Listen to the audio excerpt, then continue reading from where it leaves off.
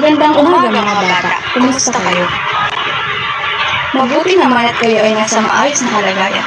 Bago tayo magsimula, magkaroon muna tayo ng maikling panalangin.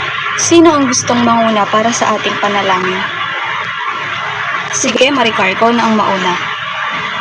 Yuko natin ang ating mga ulo at damhin ang presensya ng Panginoon.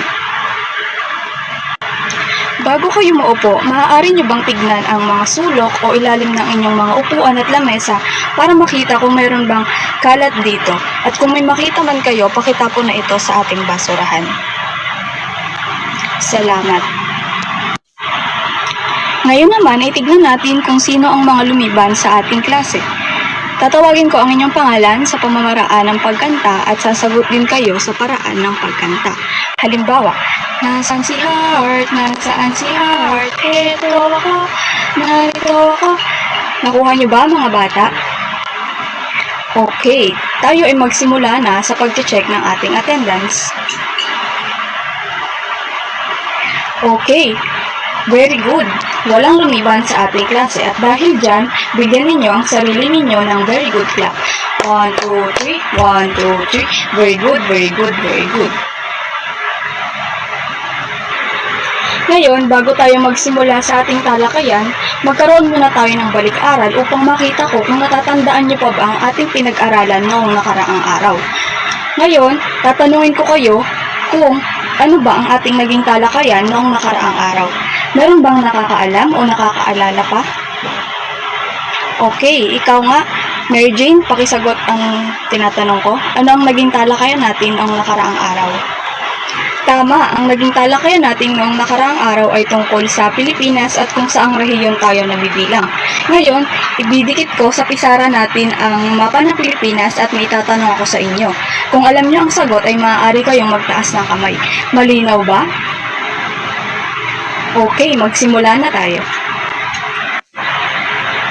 Ngayon, para sa unang tanong, maaari niyo bang ituro sa mapa kung ano ang tatlong malalaking pulo sa Pilipinas at sabihin sa akin kung ano ang mga ito?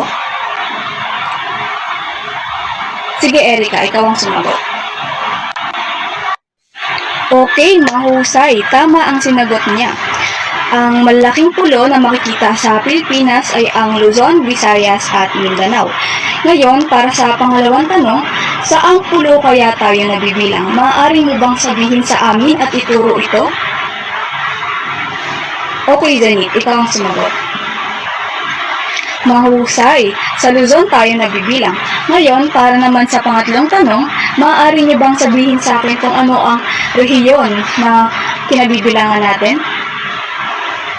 Sige, Krisha. Very good. Tayo ay nabilang sa Region 3 o Region 3. Ngayon, dumako na tayo sa ating Pampagana o Paganyak. Bago ko ilahad sa inyo ang ating magiging aralin ngayong araw, ay magkaroon muna tayo ng maiksiang group activity. Ngayon, meron ako dito ang 4 na envelope na naglalaman ng printed puzzle. Bubuin nyo ito at ibibigay nyo sa akin o ipapaliwanag nyo sa akin kung ano sa tingin ninyo ang connection nito sa ating magiging talakayan ngayong araw. Maliwanag ba mga bata? Okay, handa na ba kayong magbuo at magsagot? Okay, tayo ay magsimula na. Mahusay, tapos na ang 3 minuto at nakita ko naman na lahat kayo ay nabuo ang binigay kong printed puzzle. Ngayon, handa niyo na bang ipaliwanag ang mga larawan na ito at kung ano sa tingin ninyo ang connection nito sa magiging talakayan natin ngayong araw? Okay, mainam. Magsimula na tayo. Magsimula tayo sa unang pangkat. Para naman sa huling pangkat, ito ay ang pangkat 4. Sila ay magpapaliwanag sa kung ano bang nabuo nilang larawan. Group 4, ano ba ang nabuo ninyong larawan? Ang nabuo nilang larawan ay ang logo ng Pilipinas. Sa tingin ninyo, ano ang connection nito sa magiging talakayan natin ngayong araw? Mahusay, pero medyo malayo pa ang inyong sagot. Mamaya, makikita natin kung ano ba talaga ang sinisimbolo niyan. Handa na ba kayong makinig? Okay, tayo ay magsimula na. Pero bago tayo magsimula sa ating talakayan, alamin muna natin kung ano ba ang ating mga layunin para sa araw na ito. Una, may paliliwanag na ang Pilipinas ay isang bansa. Pangalawa, nakakagawa ng maikling talata ukol sa konsepto ng isang modelong bansa. Pangatlo, may papakita ang pagmamalaki tungkol sa sariling pagka-Pilipino. Handa na ba kayo? Ngayon, una nating talakayin ay ang bansa. Sa tingin ninyo, ano nga ba ang isang bansa? Meron bang gustong sumagot? Okay, Edsel, bahagi mo ang iyong sagot. Tama, ang bansa ay isang tinitirhan ng mga tao. Sa tingin nyo ba ang Pilipinas ay masasabi ba natin na bansa? Okay, Adrian. Tama, ang Pilipinas ay isang bansa. Pero, meron tayong pagbabasihan kung masasabi ba natin na bansa ang isang bansa o hindi. Mamaya ay pag-uusapan o tatalakayin natin ito. Ang isang bansa ay matuturing na bansa kung ito ay binubuo ng 4 na elemento ng pagkabansa. Sa tingin ninyo, ano nga ba ang 4 na elementong ito? Meron ba kayong mga ideya kung ano ito? Okay, Jana. Tao, katulad ng ginawa ninyo kanina? Siguro, pero mamaya makikita natin kung ano nga ba 4 na elemento ito. Okay, tama ang sinagot ni sa elemento ng pagkabansa ay ang mga tao. Pero ano pa ang natitirang 3? So, ang 4 na elemento ng pagkabansa ay ang tao, pamahalaan, teritoryo, at soberanya ng bansa. Handa na ba kayong malaman kung ano ang ibig sabihin ng 4 na ito? Okay, tayo ay magsimula na. Magsimula tayo sa tao. Ano nga ba ang kahalagahan ng mga tao sa isang bansa? Ang tao ay tumutukoy sa grupo ng mga taong naninirahan sa isang teritoryo na binubuo ng populasyon ng bansa. Sa tingin nyo, ano nga ba ang mga ambag ng mga tao sa isang bansa? Mahusay, tama. Sila ay tumutulong sa paggawa ng mga produksyon o mga produkto na maaari nating magamit sa araw-araw. Ano pa? Tama. Ang mga tao din ay tumutulong sa pagbabayad ng buwis. Meron pa bang ibang sagot? Tama. Isa rin sa mga nagpapaunlad ng bansa ay ang mga tao. Magaling, lahat ng sinagot ninyo ay tama. Ngayon ay dumako naman tayo sa teritoryo. Ano nga ba ang teritoryo? Ang teritoryo ay tumutukoy sa lawak ng lipunan at katubigan kasama na rin ang himpapawid at kalawakan sa itaas nito. Sa tingin ninyo, ano ba ang teritoryo natin dito sa ating bansa? Sige, Edsel. Tama. Ang teritoryo natin sa ating bansa ay ang West Philippine Sea. Katulad ng binuo ninyong larawan kanina, mahusay at naintindihan ninyo ang koneksyon nito sa ating talakayan. Ito rin ang tinitirhan ng tao at pinamumunuan ng pamahalaan. Katulad ng sinabi ko kanina, teritoryo ng ating bansa ang West Philippine Sea. Pero dapat din nating tandaan na ang Pilipinas mismo ay ating teritoryo at kailangan nating pahalagahan at ipaglaban ito. Malinaw ba mga bata? Okay. Ngayon, dumako naman tayo sa pangatlong elemento ng ating pagkabansa at ito ay ang pamahalaan. Ano nga ba ang pamahalaan? Meron ba sa inyo mga pagbibigay sa akin ng kanilang idea kung ano nga ba ang pamahalaan? Sige, Michelle. Tama. Ang pamahalaan ay ang mga namumuno sa ating bansa. Pwede ba kayong magbigay ng mga taong namumuno sa ating bansa? Sige, Mary Jane. Tama. Isa si Presidente Bongbong Marcos sa namumuno sa ating bansa o namamahala sa ating bansa. Katulad ng sinabi ninyo kanina. Meron pa bang ibang sagot? Wala na. Okay, ngayon naman ay tignan natin kung ano ang ibig sabihin nito. Ang pamahalaan ay isang samang dito ideologikal na tinataguyod ng mga grupo ng tao na naglalayong matag ng kaayusan o mapanatiling disiplinado ang isang lipunan. Sa tingin ninyo, ang mga namamahala ba sa atin ay maayos at napapanatili tayong disiplinado? Sino ang gustong sumagot? Sige, Ruby. Tama. Napapanatili naman nilang maayos ang ating lipunan. Nasa tao na lang talaga na sila disiplina kaya nasisira kung ano ba ang meron sa bansa natin. Sa tingin nyo ba maayos ang pangangalaga ng pamahalaan sa bansa natin o hindi? Okay, maraming salamat sa pagbabahagi ng inyong mga sagot sa kung maayos ba o tama ba ang pangangalaga ng pamahalaan sa bansa natin. Ngayon ay ating namang pag-usapan ang panghuli sa elemento ng pagkabansa at ito ay ang soberanya. Ano nga ba ang soberanya? At ano ang connection nito sa ating bansa?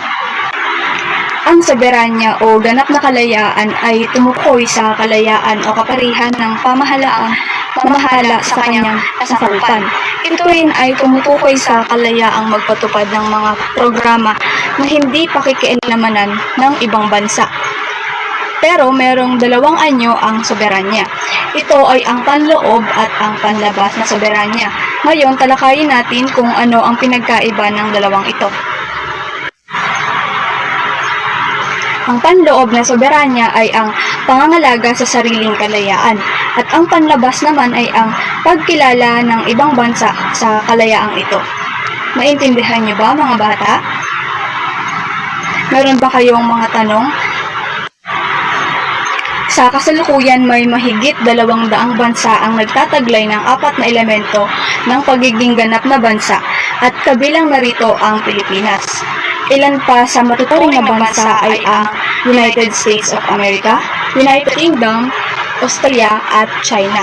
Naiintindihan niyo ba ang naging diskusyon natin tungkol sa elemento ng pagkabansa? May mga tanong ba kayo o gustong linawin sa ating naging diskusyon? Okay, mainam naman at naintindihan ninyo. Mayroon akong mystery box dito na naglalaman ng mga gabay na tanong na inyong sasagutin pero sa pamamagitan ng role-playing. Bibigyan ko kayo ng 10 minuto para maghanda at magkaroon tayo ng scoring rubric para sa inyong presentasyon. Malinaw ba mga bata? Okay. Lumapit na ang 3 leader na bubunot ng mga tanong dito sa ating mystery box. Mahusay, ang galing ng ginawa ninyong presentasyon. Maraming salamat sa inyong paghahanda at pagsisigurado na magiging maganda ang kalalabasan ng inyong presentasyon kahit na sa maikling oras. Ngayon, bigyan ninyo ang sarili ninyo ng 3 palakpak.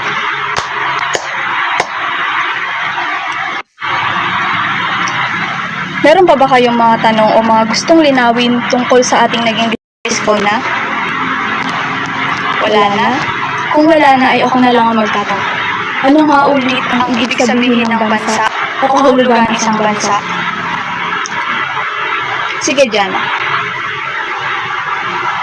Tama, ang bansa ay ang tinitirhan ng grupo ng tao na merong pagkakatulad ng rehiyon, pamana o kultura.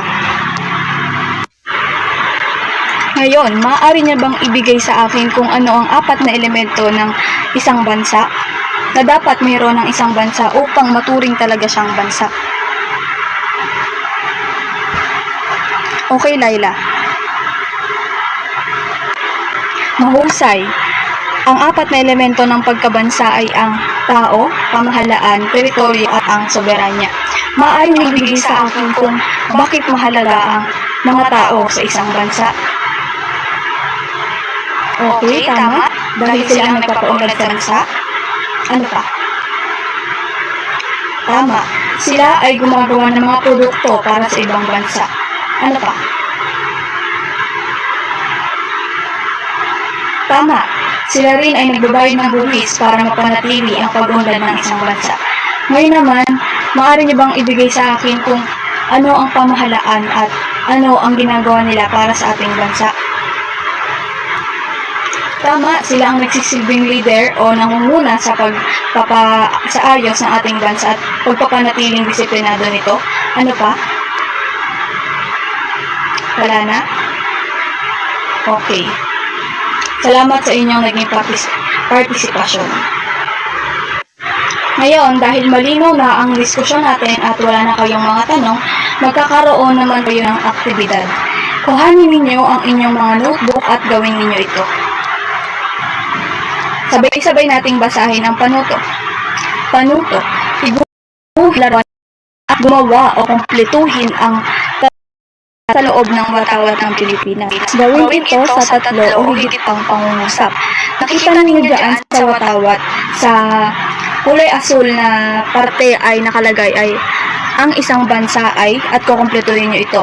Sa pangalawa naman o sa kulay pula na parte ng watawat ay ang isang bansa ang Pilipinas dahil lalagay nyo ang dahilan kung bakit natin masasabi na isang bansa ang Pilipinas. Malinaw ba o meron pa kayong mga tanong? Okay, bibigyan ko kayo ng 10 minuto para gawin ito at ipapasa nyo ito sa harapan. Ngayon, dahil tapos na kayo sa inyong aktibidad, basahin naman natin ang inyong takdang aralin. Basahin natin ang panuto. Panuto, gumawa ng Venn diagram ng panloob at panlabas ng soberanya ng bansa. Isulat sa kanang bahagi ang panloob at sa kaliwa naman ang panlabas. Sa gitna ay pagkatulad nila ng dalawa. Ipapasa niyo ito sa akin bukas. Malinaw ba mga bata? Ngayon, magkaroon naman tayo ng pangwakas nating panalangin. At ako na ang mangunguna dito.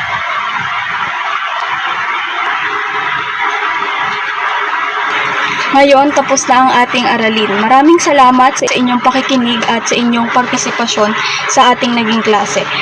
Magkita-kita ulit tayo bukas. Paalam.